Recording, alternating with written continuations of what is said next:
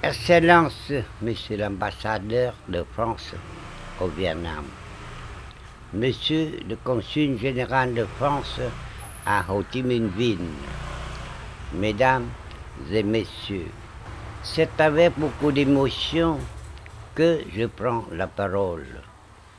Je tiens donc tout d'abord à remercier Excellence, Monsieur l'ambassadeur et Monsieur le consul général d'avoir bien voulu consacrer le temps précieux pour présider personnellement cette cérémonie.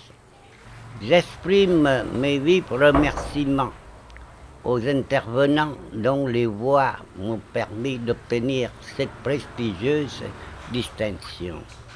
Il m'appartient aussi de remercier les personnalités dans cette salle qui me font l'honneur de leur présence. Je voudrais également associer mes remerciements au Consulat général de France pour l'organisation de cette cérémonie. J'ai 91 ans. Cet âge, je me tiens spécialement favorisé de Dieu, mais avantage de l'âge, pas de faiblesse. Vous concevez parfaitement les années d'une personne de grand âge. Elles correspondent à une période de réflexion, de lucidité et parfois de récapitulation sur les moments où, tout jeune, on était esclave du temps qui court. Plus de 3/4 de siècle, c'est bien l'âge de l'amour, du calme, de la sérénité, avec des passions douces et réglées. Mais la musique m'apparaît comme ma destinée et je ne dis jamais mon âge. Dans la vie, il y a des choses qui ne s'achètent pas. Le dévouement en est une. Dévouement à une cause, dévouement à un idéal.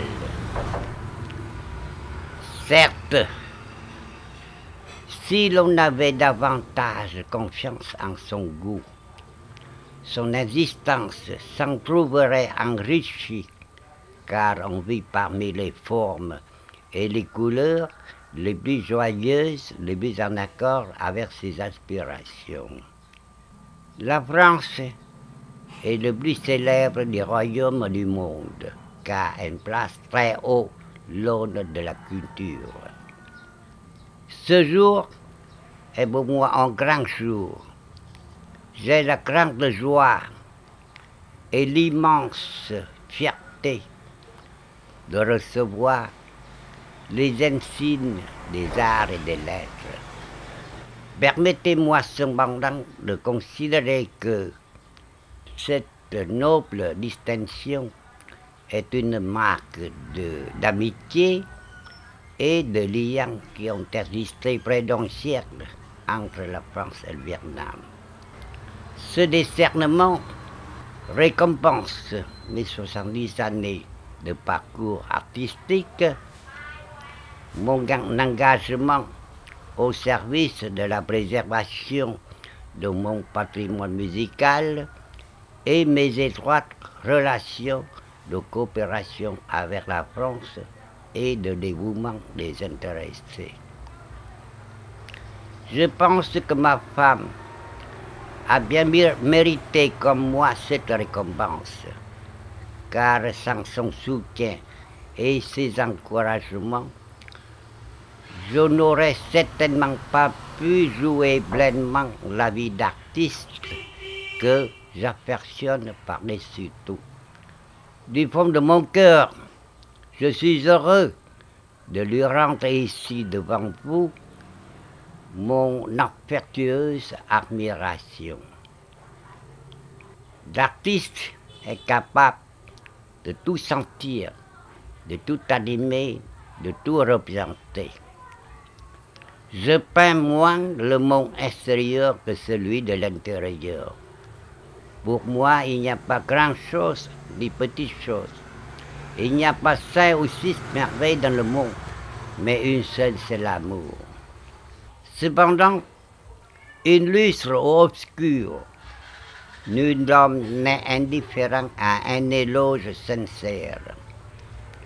L'absence de louange et d'encouragement peut nous amener tous, tant que nous sommes, à perdre confiance en nous-mêmes. Le plus intéressant de la vie, c'est d'attendre ce qu'on n'a pas prévu, car les cadeaux les plus appréciés sont ceux qu'on offre spontanément.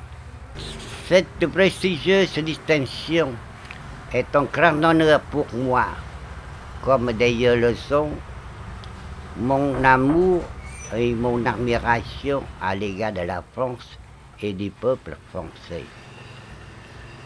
Un lait, vous n'en douterez pas, aussi profondément ressenti que chaleureusement ému.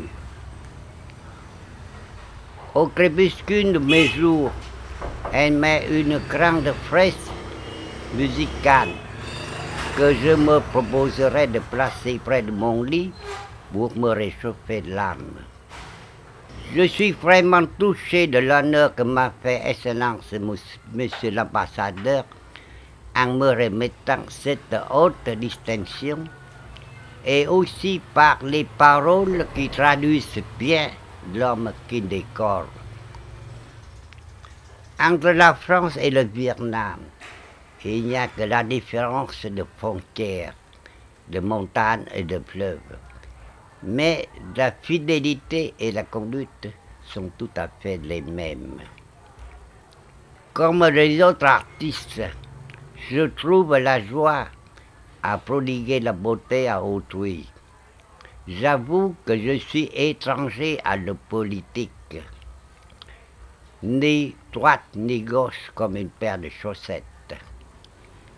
Qu'il me soit permis de souhaiter que les Vietnamiens de la jeune génération aient foi en la France, une associée fidèle, dont l'aide peut être précieuse dans le présent comme dans l'avenir.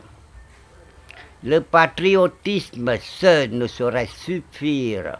Il faut encore être rationaliste pour se consacrer à une cause plus grande que soi-même.